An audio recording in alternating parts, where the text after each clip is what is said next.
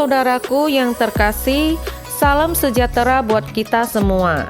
Tolong dukung channel Kristiani Tube dengan subscribe dan nyalakan lonceng notifikasinya. Bethsarim adalah pemakaman yang terletak di Galilea. Itu adalah salah satu tempat paling suci di dunia Yahudi kuno. Di sebelah katakombe atau bangunan bawah tanah untuk mengubur jenazah Romawi yang terdapat gua alami yang telah lama dibuat menjadi waduk besar untuk menyimpan air. Tampaknya tidak digunakan lagi pada akhir abad keempat dan sebagian diisi dengan endapan lumpur seperti tanah liat setinggi 4 atau 5 kaki. Pada tahun 1956, diputuskan untuk mengubah gua itu menjadi sebuah museum kecil.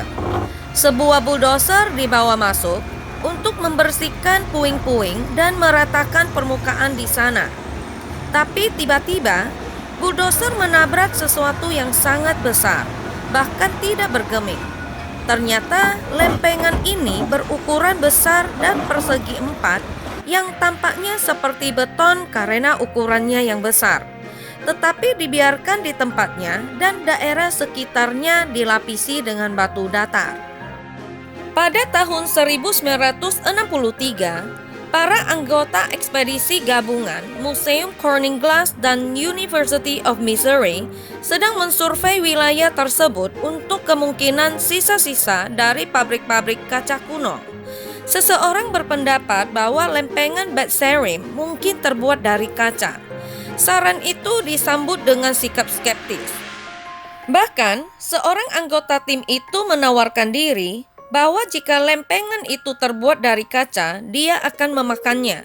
Sebuah analisis kimia dikonfirmasi bahwa pada kenyataannya lempengan itu terbuat dari kaca. Apa guna sebuah lempengan kaca seberat 9 ton yang datar dan persegi panjang di tengah gua kuburan? Dan juga mengapa kota kecil Yahudi ini, Bethsarim, membutuhkan gerbang, tembok, dan menara penjaga? Apa yang sebenarnya sedang mereka lindungi? Bethsarim tanpa sengaja ditemukan oleh Alexander Zaid, seorang imigran Rusia.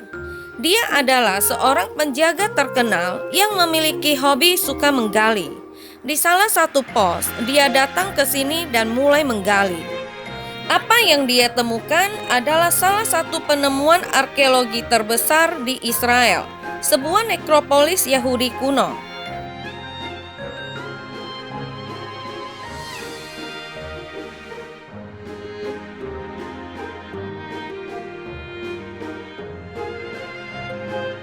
Di sini, para arkeolog menemukan lebih dari 30 sistem gua pemakaman.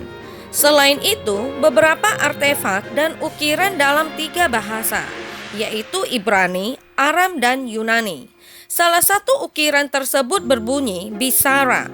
Bahasa Yunaninya untuk Bethsarim, rumah gerbang. Ini adalah kuburan Yahudi yang luas dan paling kuno di dunia. Tidak ada yang seperti itu dalam perhiasan artistiknya. Setelah penghancuran kuil kedua pada tahun 70 Masehi, Sanhedrin, dewan tertinggi Yahudi, pindah dari Yerusalem ke sini. Dan bersama mereka ketua Sanhedrin, Yehuda Hanasi. Rabi Yehuda Hanasi dipercaya dimakamkan di sini dalam sistem gua ini. Ditemukan prasasti nama keluarganya yang dimakamkan di sini dan kepala Sanhedrin lainnya. Kenapa ada begitu banyak kuburan di sini dan mengapa mereka begitu mewah? Satu teori adalah bahwa setelah Romawi melarang orang Yahudi untuk dimakamkan di Bukit Zaitun di Yerusalem, Bethsarim menjadi penggantinya. Setelah kepala Sanhedrin dimakamkan di sini, hampir setiap orang Yahudi ingin dimakamkan di sisinya. Lagi pula, siapa yang tidak ingin dimakamkan di sebelah Pangeran Yehuda? Tapi mungkin ada alasan lainnya. Untuk waktu yang lama, para sejarawan dibuat bingung dengan nama tempat ini, Bethsarim, rumah gerbang. Tapi di mana gerbangnya? Di manakah tembok yang terhubung dengan gerbang itu? Dan mengapa kota sekecil itu membutuhkan gerbang dan tembok? Tahun lalu, para arkeolog akhirnya menggali gerbang era Romawi dan menara penjaga tepat di sebelahnya. Ini menegaskan nama kota itu, tetapi juga menimbulkan teka-teki. Mengapa kota ini membutuhkannya? Apa yang mereka lindungi?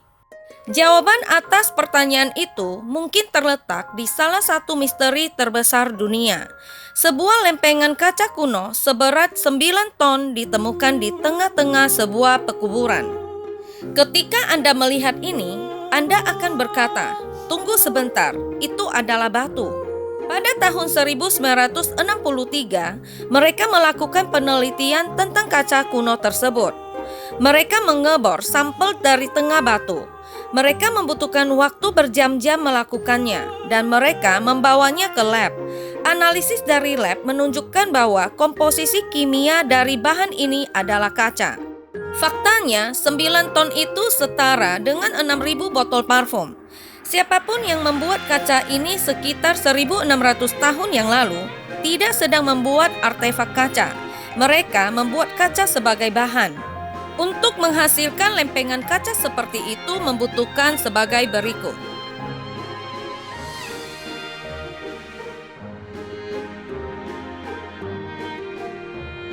Bayangkan 12 truk penuh pasir, 250 kayu gelondongan yang jika Anda taruh di atas satu sama lain akan mencapai hampir 2 kali lebih tinggi dari Empire State Building, dan pembakaran yang dapat melelehkan sebagian besar logam. Pertanyaannya adalah, mengapa kaca ini tidak transparan? Jawabannya terletak pada komposisi kimianya. Kaca ini rusak. Kaca ini memiliki 2 kali lebih banyak zat kapur dari yang seharusnya, 16% bukan 8%. Mengapa kaca ini berada di sini? Satu teori mengatakan bahwa gua ini diubah menjadi pabrik kaca. Dalam proses pembuatannya, karena tempat ini sangat panas dan terbakar selama 5 hari, zat kapur dari batu kapur yang ada di langit-langit menetes ke dalam bahan mentah dan menambahkan lebih banyak kapur daripada yang dibutuhkan, yang membuatnya rusak. Mereka meninggalkan pabrik itu dan berkata pabrik itu tidak ada harapan. Teori tersebut agak aneh karena mengapa mereka memulai pabrik kaca di tengah gua pemakaman. Hal itu sulit untuk dijawab. Tapi ada teori lain. Salah satu yang sangat menarik. Sampai saat ini, para ahli percaya bahwa kaca pertama kali ditemukan di Mesir 3.000 tahun yang lalu. Tapi penemuan baru-baru ini telah membuat para peneliti memundurkan 800 tahun ke Tanah Ur. Ya, kota asal Abraham. Teknologi mengikutinya sampai Kanaan. Dari sana menyebar ke seluruh dunia dengan bantuan Kekaisaran Romawi. Berikut fakta menariknya. Sisa-sisa pabrik kaca terbesar di dunia kuno tidak ditemukan di tempat lain selain Israel di pantai Hadera. Fakta lain, kaca pecah tertua yang pernah ditemukan juga ditemukan di Israel di kawasan Yahudi di Yerusalem. Mungkinkah resep rahasia pembuatan kaca diturunkan dari ayah ke anak di antara orang Ibrani? Jadi bagaimana dengan lempengan kaca raksasa ini? Dalam 1 Raja 6 ayat 4, Alkitab menjelaskan bagaimana Salomo membangun jendela-jendela bait Allah. Dibuatnya juga pada rumah itu jendela-jendela yang rapat bidainya. Melihat ayat ini dalam bahasa Ibrani menjelaskan lebih banyak tentang misterinya.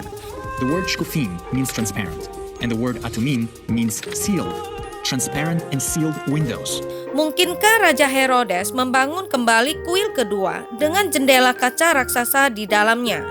Mungkinkah setelah kuil tersebut hancur pada tahun 70 Masehi, satu jendela selamat tetapi terkontaminasi oleh api di dekat dinding-dinding kuil yang terbuat dari batu kapur? Bagaimana jika orang Yahudi dapat memindahkan jendela ke Bet Serim? Teori gila ini akan menjelaskan mengapa kota sekecil itu membutuhkan tembok untuk melindunginya, dan mengapa setiap orang Yahudi ingin dimakamkan di dekat sisa terakhir dari benda suci dari kuil tersebut.